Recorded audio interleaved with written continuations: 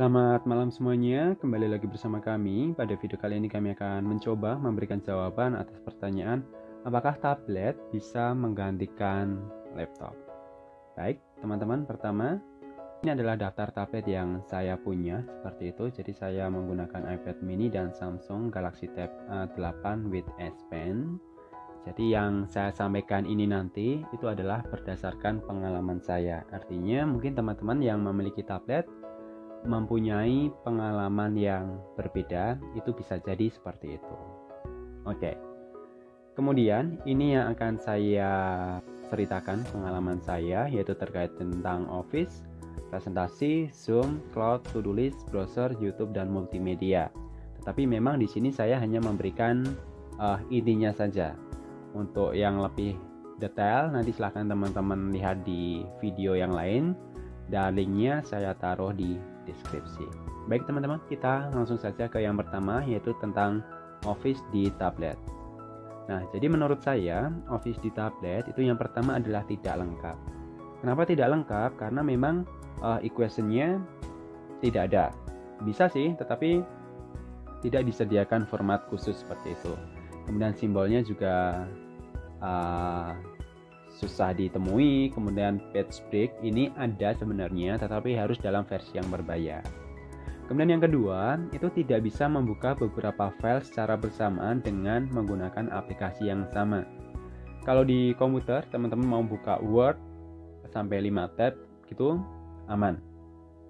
Tetapi kalau di tablet teman-teman bisa membuka sampai 5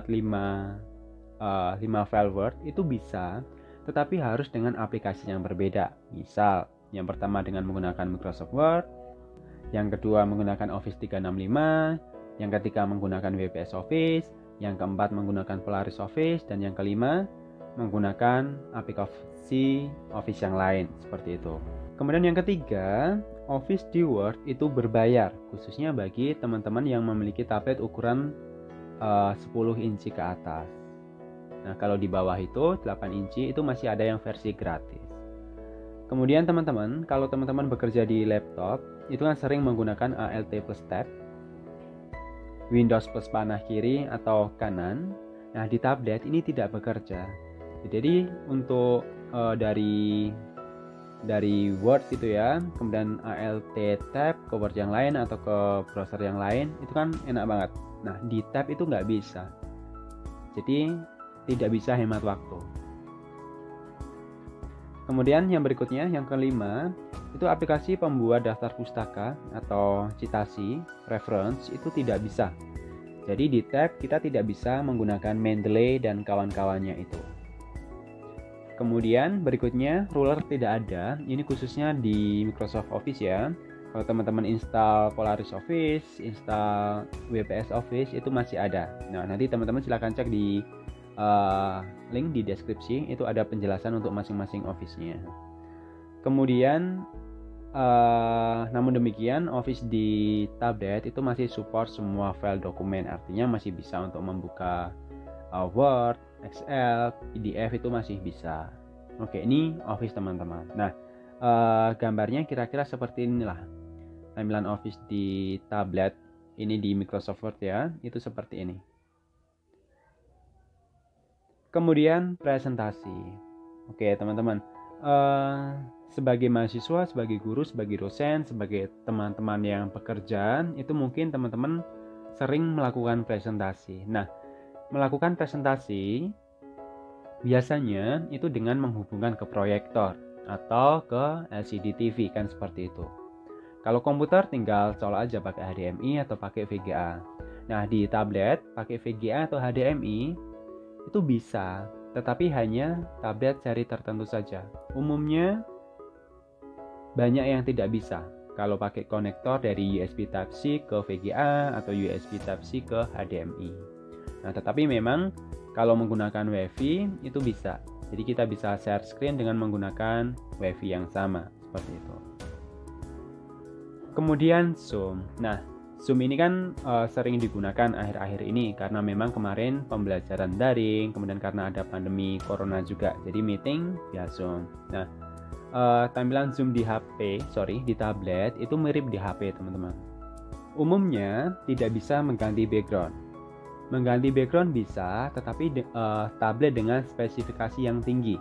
Kalau yang standar-standar saja itu tidak bisa. Kemudian, ketika teman-teman melakukan share screen, nanti video atau kamera teman-teman itu otomatis mati. Jadi ketika teman-teman share screen ya, orang lain tidak bisa melihat wajah teman-teman. Kemudian yang keempat, zoom bisa di-minimize. Bisa sih di-minimize, kemudian teman-teman sambil melakukan aktivitas lain. Kemudian yang berikutnya, ini masih terkait dengan share screen. Ketika teman-teman share video, nanti videonya tidak ada suaranya. Jadi misalkan teman-teman share video YouTube, ya sudah, cuma ada tayangan videonya, tetapi suaranya tidak terdengar. Seperti itu. Kemudian yang terakhir, itu tidak bisa menyimpan rekaman di memori internal. Kalau di komputer itu kan ketika kita memilih record, itu kita bisa memilih di cloud atau di komputer. Nah, tetapi kalau di tablet hanya bisa via cloud saja, seperti itu. Nah, tampilannya seperti ini, teman-teman. Nah, ini tampilan ketika membuka Zoom di tablet. Oke, kira-kira seperti ini. Dan ini adalah tampilan ketika ini ya, sudah di web meeting, seperti itu. Nah, secara umum sebenarnya mirip di komputer, tetapi ya tadi beberapa hal sudah saya sampaikan. Berikutnya cloud. Oke, biasanya kita menggunakan Google Drive, OneDrive, dan iCloud. Semuanya bisa dipakai dengan baik. Ketika teman-teman menggunakan Google Drive misalnya, di situ ada file Word, Excel, itu bisa langsung diedit dan otomatis tersinkron. Jadi nggak ada masalah. Nah, tetapi untuk OneDrive memang harus versi yang berbayar, teman-teman. Oke, berikutnya biasanya kita sering menggunakan komputer untuk membuat catatan atau to-do list. Nah, di tablet itu banyak aplikasi tersedia. Kemudian juga bisa ditaruh di home screen sehingga kita bisa melihat jadwal atau agenda kita yang harus kita lakukan. Jadi secara umum oke lah, masih bisa sama seperti di komputer. Tampilannya seperti ini, misalkan salah satu aplikasinya. Di sini kita bisa mengatur jadwal sesuai dengan keinginan, kemudian dan bisa ditaruh di home screen seperti ini. Next, browser tersedia banyak aplikasi ya, mulai dari Chrome, Opera, Firefox, dan kawan-kawan. Seperti umum tampilannya sama seperti di komputer, tetapi memang ketika teman-teman mendownload file, nanti akan otomatis tersimpan di folder download. Seperti itu. Oke, ini tampilannya. Kemudian YouTube saya rasa nggak ada masalah ya, jadi mampu menjalankan semua video dengan baik untuk video resolusi tinggi tergantung spesifikasi tabletnya. Kemudian upload video ke YouTube itu lancar dan aman, artinya bisa, nggak ada kendala. Live streaming bisa. YouTube Studio memiliki tampilan yang berbeda. Nah, di tablet kita tidak bisa membuat playlist baru kalau menggunakan YouTube Studio, jadi sedikit terbatas. Ini tampilan YouTube-nya, teman-teman. Oke, kemudian ini ketika kita membuka channel, jadi untuk pengaturan yang ketika kita membuka di komputer itu masih bisa terbuka seperti itu. Nah, kemudian multimedia. Komputer biasanya kita gunakan untuk menonton film, bermain game, membaca komik, membaca buku, dan mendengarkan musik. Semuanya bisa dijalankan di tablet. Mau nonton di Netflix, mau baca komik, dan kawan-kawannya itu bisa. Game bisa juga.